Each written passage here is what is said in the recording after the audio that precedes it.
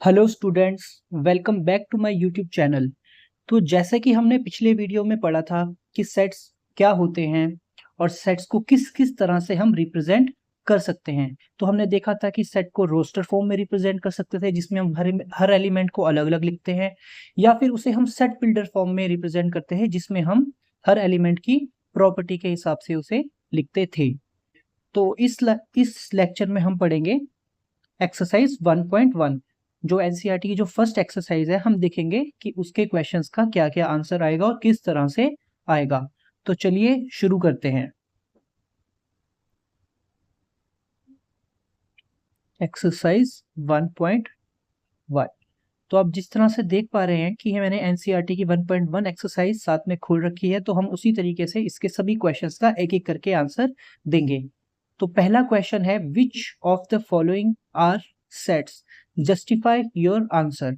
इस क्वेश्चन में हमें बताना है कि जो स्टेटमेंट दी गई है क्या वो सेट्स है या फिर नहीं है। अगर है तो क्यों है, अगर नहीं है तो क्यों नहीं है। तो पहला आंसर देखते हैं। फर्स्ट में हमें क्या दिया है, the collection of months of a year beginning with letter J. तो जिस तरह आप जानते हो कि मंथ्स क्या होते हैं, जनवरी, फरवरी, मार्च, अप्रैल, मई, जून, जुलाई, अगस्त, सितंबर, अक्टूबर, नवंबर, दिसंबर। तो देखो, जिन भी लेटर्स, जो भी मंथ्स हमारे जे से स्टार्ट होते हैं, तो वो कौन से मंथ्स होते हैं? जनवरी, जून, जनवरी, जून और जुलाई। तो ये तीनों मंथ्स स्टार्ट होते हैं जे से। तो अगर हमें इसे सेट की फॉर्म में लिखना पड़े तो हम इसको कैसे लिखेंगे? जनवरी, कॉमा, जून, कॉमा, जुलाई। अब जैसा कि आप देख पा रहे हो कि ये वेल डिफाइंड कलेक्शन है।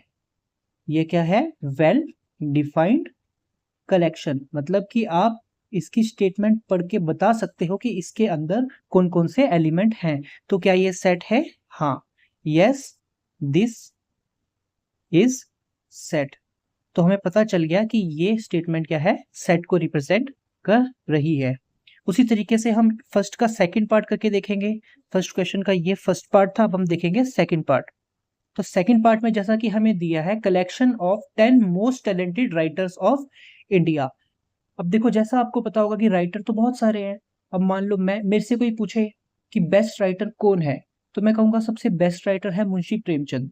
अब यही कोई इंग्लिश वाले आदमी से पूछे कि आपका फेवरेट राइटर कौन है, तो वो कहेगा शेक्सपियर। और किसी और से पूछो तो वो कहेगा चेतन भगत या फिर रस्किन बॉन्ड। ऐसे करके बहुत से राइटर्स हैं, लेकिन ये जो लिस्ट होगी ये फिक्स नहीं होगी। यानी हर कोई अलग लिस्ट बनाएगा, ये हम कह नहीं सकते कि कौन सबसे ज्यादा टैलेंटेड है। तो इसीलिए कह सकते हैं कि क्या ये सेट है? नहीं, no, this is not set. क्यों नहीं है सेट? क्योंकि ये वेल डिफाइंड नहीं है। Because it is not well defined, क्योंकि इसे हम अच्छे से डिफाइन नहीं कर सकते कि कौन सबसे टैलेंटेड राइटर है। Because it is not well defined. अब चलिए हम तीसरे पार्ट में देखते हैं कि इस क्वेश्चन का थर्ड पार्ट क्या कहता है। इस क्वेश्चन के थर्ड पार्ट में लिखा है, a team of 11 best cricket batsman of the world. तो देखो, फिर से वही बात हो जाती है कि कोई कहेगा सबसे बेस्ट बैट्समैन है सचिन, कोई कहेगा विराट कोहली, कोई बोलेगा धोनी, कोई बोलेगा रिकी पॉन्टिंग। तो ये सबके लिए अलग अलग लिस्ट होगी। तो ये क्या ये सेट है? नहीं, ये सेट नहीं है। क्यों? क्योंकि ये वेल डिफाइंड नहीं है। ये वाली स्टेटमेंट भी वेल डिफाइंड नहीं है। इसके लिए हर किसी का आंसर अलग अलग आएगा। चलिए अगले पार्ट पर चलते हैं। अगले पार्ट में लिखा है, the collection of all boys in your class. अब आप अपनी क्लास में देखोगे तो आपको कुछ बॉयज दिखेंगी, कुछ गर्ल्स दिखेंगी। आप देखते ही बता सकते हो कौन बॉयज हैं कौन गर्ल्स हैं, और वो भी फिक्स्ड हैं। अब आपकी क्लास में अगर 10 बॉयज हैं और 10 के 10 हैं, अगर आपको उनमें से कोई भी ले आए तो आप बता सकते हो ना कि आप क्लास में पढ़ता है या नहीं पढ़ता है। यानी ये well defined collection of object है। तो हम क्या बोलेंगे? यस, दिस इज सेट है। ये वाली स्टेटमेंट क्या किसी सेट को रिप्रेजेंट करती है? क्यों करती है? क्योंकि boys in class are well defined objects. क्योंकि हमें पता है कि कौन कौन लड़के क्लास में पढ़ते हैं। तो ये एक वेल डिफाइंड ऑब्जेक्ट है, हर किसी का आंसर सेम होगा कि क्लास में कौन कौन से लड़के पढ़ते हैं और कितने लड़के पढ़ते हैं। अब चलिए फिफ्थ पार्ट पर आते हैं। फिफ्थ पार्ट में लिखा है the collection of all natural numbers less than 100। अब 100 से कम कितने नेचुरल नंबर्स होते हैं? तो जैसा कि आप जानते हैं नेचुरल नंबर होता है 1, 2, 3, 4 एंड सो ऑन। अगर हम कहें लेस देन 100 तो ये कहां तक जाएगा? लिस्ट जाएगी 99 तक। तो जिस तरह से आप देख पा रहे हो ये well defined collection of objects है। इसे हमें पता है कि 1 से स्टार्ट होगा 99 तक जाएगा, क्योंकि इसमें लिखा है लेस देन 100। तो ये भी क्या है? क्या ये सेट है? यस, सेट क्यों है? क्योंकि ये well defined collection of object है, क्योंकि ये वेल डिफाइंड कलेक्शन है। इसकी स्टेटमेंट पढ़ते ही हम पता लगा सकते हैं कि इसके अंदर कौन कौन से एलिमेंट्स होंगे, कौन से एलिमेंट नहीं होंगे। उसी तरीके से कहा जाए a collection of novels written by writer Munshi Premchand. वो आपको पता है मुंशी प्रेमचंद एक राइटर थे, उन्होंने बहुत से नॉवेल्स लिखे हैं। तो उनकी जितने भी नॉवेल्स हैं अगर हम उनका कलेक्शंस ले लें तो वो सब फिक्स्ड होंगे, क्योंकि उन्होंने कुछ फिक्स नॉवल लिखे थे और हमें पता है वो नॉवल लिखा था कि नहीं लिखा था, वो फिक्स रहेगा, वो बदलेगा नहीं। तो इसीलिए हम कह सकते हैं कि हाँ ये सेट है, क्योंकि ये well defined collection of object है। उसी तरीके से अगर हम सेवंथ पार्ट देखें तो सेवंथ पार्ट में क्या लिखा है? The collection of all even integers. तो इंटीजर्स की बात की जाए तो इंटीजर्स क्या होता है? सभी नेगेटिव नंबर, सभी पॉजिटिव नंबर और सभी जीरो। अगर हम सबकी बात करें तो इंटीजर्स को कैसे लिख सकते हैं हम?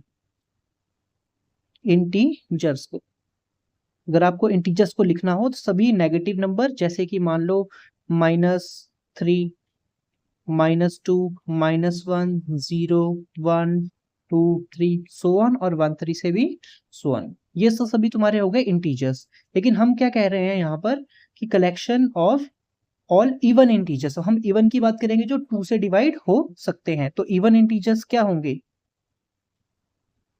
अगर हम इवन इंटीजर्स की बात करें तो वो होगा जैसे -4, -2, 2, 4, 6 so on and so on. मतलब कि हम स्टेटमेंट को पढ़ते ही पता लगा सकते हैं कि इसके अंदर कौन कौन से एलिमेंट्स प्रेजेंट हैं और कौन कौन से एलिमेंट प्रेजेंट नहीं हैं। तो क्या ये सेट है? बिल्कुल, ये एक सेट है, क्योंकि ये एक well defined collection of objects है। चलिए अगला क्वेश्चन देखते हैं। अगले क्वेश्चन में आपको पूछा गया है the collection of questions in this chapter. अब जैसा कि आपको पता है कि इस चैप्टर में एक फिक्स नंबर ऑफ क्वेश्चंस हैं। अगर आप उन सभी क्वेश्चंस की एक कलेक्शन करो तो वो एक वेल डिफाइंड कलेक्शन होगी। क्यों? क्योंकि वो चैप्टर, वो क्वेश्चन या तो इस बुक में होगा या तो उस बुक में नहीं होगा। तो आप इसी बुक के हर क्वेश्चन को वेल डिफाइंड कह सकते हो। तो ये वेल डिफाइंड कलेक्शन है, तो ये भी क्या है? सेट्स में आता है। अब फर्स्ट क्वेश्चन का लास्ट पार्ट देखते हैं। तो फर्स्ट क्वेश्चन के लास्ट पार्ट में क्या कहा गया है? अ collection of most dangerous animals of the world. अब देखो मोस्ट डेंजरस एलिमेंट्स, कोई कहेगा कि शेर सबसे ज्यादा खतरनाक एनिमल है, कोई कहेगा कि भाई स्नेक सबसे ज्यादा खतरनाक है, तो कोई कहेगा एलिफेंट सबसे खतरनाक है। तो ये कलेक्शन हर किसी के लिए अलग अलग होगी। किसी को हो सकता है कुत्ता खतरनाक लगे, किसी को लगता है कि कुत्ता खतरनाक नहीं होता, कोई कुत्ते को अच्छा मानता है। तो हम इस कलेक्शन को वेल डिफाइंड नहीं कह सकते, हमें नहीं पता किसके हिसाब से कैसी हो। तो इसका आंसर है नो। नो क्यों है? क्योंकि नॉट वेल डिफाइंड, क्योंकि ये वेल डिफाइंड नहीं है। इस कलेक्शन को हम वेल डिफाइंड कलेक्शन नहीं कह सकते। चलिए अगले क्वेश्चन पर बढ़ते हैं। इस तरह से हमारा फर्स्ट क्वेश्चन होता है खत्म। अब हम करते हैं नेक्स्ट क्वेश्चन। नेक्स्ट क्वेश्चन में हमें कहा गया है कि a इज इक्वल टू 1, 2, 3, 4, 5, 6। मतलब a के अंदर ये 6 एलिमेंट्स आते हैं। अब हमें बताना है कि जो भी सिंबल है हमें इंसर्ट करना है, या तो बिलोंग टू या डज नॉट बिलोंग टू। मैंने आपको बताया था ना, इस सिंबल का मतलब होता है बिलोंग्स टू, और इस सिंबल का मतलब क्या होता है? Does not belong to. अब देखिए फर्स्ट की बात करें तो फर्स्ट में लिखा है 5-a। अब जैसा कि आपको पता है कि a में कौन कौन से एलिमेंट्स हैं? 1, 2, 3, 4, 5 और 6। तो क्या 5 ए के अंदर प्रेजेंट है? बिल्कुल प्रेजेंट है, तो हम लिख सकते हैं 5 बिलोंग्स टू ए। उसी तरीके से हम सेकंड देखते हैं, सेकंड में लिखा है 8 डैश ए। अब देखिए इसके अंदर 8 प्रेजेंट है? नहीं, 8 प्रेजेंट नहीं है, तो हम यहाँ पे क्या लिख देंगे? 8 डज नॉट बिलोंग टू। इस साइन का मतलब है डज नॉट बिलोंग टू। उसी तरीके से हम अगला क्वेश्चन करते हैं। देखिए अगले क्वेश्चन में लिखा है 0 डैश ए। अब क्या 0 इसके अंदर है? ए के अंदर प्रेजेंट है? नहीं है प्रेजेंट, तो हम इसको क्या लिखेंगे? 0 डज नॉट बिलोंग टू ए। अब फोर्थ पार्ट में क्या पूछा है? 4 डैश ए। इसके अंदर 4 है? बिल्कुल है, 4 इसके अंदर है, तो हम इसे क्या लिखेंगे? 4 बिलोंग्स टू ए। उसी तरीके से फिफ्थ क्वेश्चन देखें तो यहाँ पे क्या लिखा है? 2 डैश ए। क्या 2 इसके अंदर आता है? ए के अंदर बिल्कुल आता है, तो उसी तरीके से हम लिखेंगे 2 बिलोंग्स टू ए। तो इसी के साथ हमारा सेकंड क्वेश्चन भी होता है खत्म। अब चलिए करते हैं थर्ड क्वेश्चन। अब थर्ड क्वेश्चन देखा जाए अगर, तो इसमें हमको जो सेट्स हैं उन्हें रोस्टर फॉर्म में लिखना है। यहाँ पे हमें दिया हुआ है सेट बिल्डर फॉर्म, उसे लिखना है रोस्टर फॉर्म में। तो सबसे पहला पार्ट करते हैं। पहले पार्ट में दिया है x इज इंटीजर। x क्या है बच्चों? इंटीजर। और हमें क्या दे रखा है कि x -3 से छोटा भी हो सकता है और उसके इक्वल भी, और 7 से छोटा भी हो सकता है और 7 से छोटा भी हो सकता है। 7 के इक्वल नहीं बोला है, 7 से छोटा है। तो ऐसे कौन कौन से इंटीजर हैं जो इसके अंदर आते हैं? देखो -3 के इक्वल भी है और -3 से छोटा भी। तो -3 से छोटे और कौन कौन से इंटीजर्स होते हैं? तो -3 से और छोटा कौन सा होता है? हाँ, तो -3 से छोटा नहीं, -3 से बड़ा। हाँ, -3 है तो -3 से बड़ा क्या होगा? -3 तो होगा ही होगा। -3 से बड़ा क्या होगा? -2। -2 से बड़ा क्या होगा? -1। -1 से बड़ा क्या होगा? 0, फिर 1, फिर 2, फिर 3, फिर 4, फिर 5, फिर 6, फिर 7। लेकिन यहाँ पर इन्होंने दिया हुआ है 7 is less than x is less than 7, तो हम यहाँ पे केवल 6 तक ही लिखेंगे।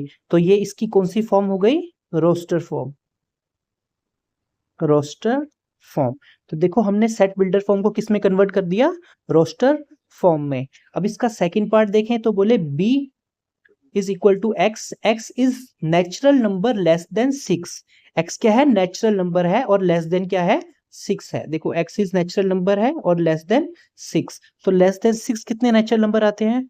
तो देखो नेचुरल नंबर स्टार्ट होते हैं 1 से, तो 1, 2, 3, 4 और 5। तो 5 तक के नंबर्स 6 से क्या है? छोटे। तो अगर इसको रोस्टर फॉर्म में लिखना हो तो क्या लिखेंगे? 1, 2, 3, 4 एंड 5।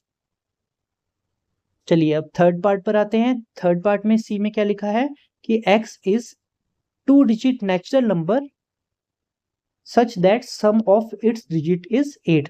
तो हम देखते हैं किन नेचुरल नंबर्स का जो सम होता है वो 8 के बराबर होता है।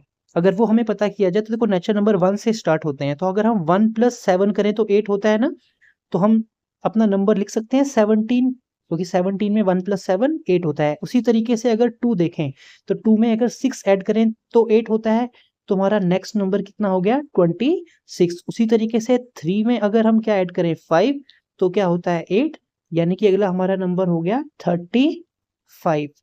और सेम 4 में 4, 8, तो ये नंबर हो गया 44। अगर 5 में 3 ऐड करो तो कितना बनता है? 8, तो ये अगला नंबर क्या हुआ? 53। 6 में अगर हम 2 ऐड करें तो क्या बनता है? 8, तो अगला नंबर हो गया 62। उसी तरीके से 7 में अगर हम 1 ऐड करें तो क्या बनता है? 8, यानी लास्ट नंबर हमारा क्या हो गया? 71। अब 8 में 0 ऐड करेंगे, लेकिन यहाँ पे नेचुरल नंबर की बात हो रही है, क्वेश्चन में पूछा गया है नेचुरल नंबर, तो हम 1 से ही स्टार्ट कर सकते हैं, 0 नहीं लिख सकते। तो इसी के साथ अगर हम देखें हमारे कलेक्शन ऑफ ऑब्जेक्ट क्या हुए, पहला नंबर हुआ 17, फिर 26, फिर 35, फिर 44, फिर 53, फिर 62 और फिर 71। तो ये सभी वो नंबर्स हैं, 2 डिजिट नंबर हैं, जिनके नंबर्स का सम कितना होता है? 8 होता है। तो ये हमने किस फॉर्म में लिख दिया? रोस्टर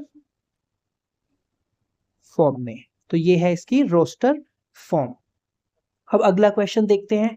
अगला क्वेश्चन बच्चों, अगले पार्ट में क्या पूछा गया है तुमसे कि x is a prime number which is divisor of 60, मतलब 60 का डिवाइजर हो और प्राइम नंबर हो। तो पहले 60 का डिवाइजर देखने के लिए हम 60 के फैक्टर्स चेक कर लेते हैं कि 60 के क्या क्या फैक्टर्स होंगे। तो पहले 2 से देखते हैं, 2 से 60 डिवाइड होता है, बिल्कुल 2 इंटू 30 मतलब 60। फिर 30 डिवाइड होता है 2 से, बिल्कुल 2 15 सा 30। अगर हम 3 से देखें तो 3 5 सा 15 और 5 1 सा 5। तो इसमें कितने प्राइम नंबर्स हैं? एक तो 2, एक 3 और एक 5।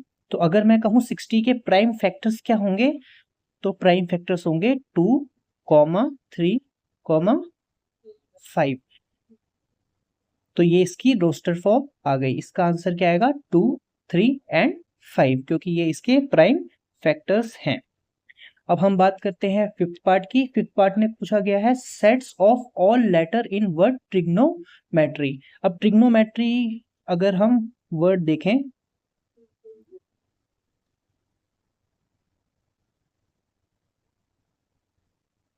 तो इसमें जितने भी लेटर्स हैं, इसमें जो इस वर्ड में जितने लेटर्स हैं उनका अगर हम सेट बना दें तो वो उसकी क्या हो जाएगी? Roster form. तो पहले टी को लिख देंगे, फिर आर, फिर आई, फिर जी, फिर ओ, फिर एन।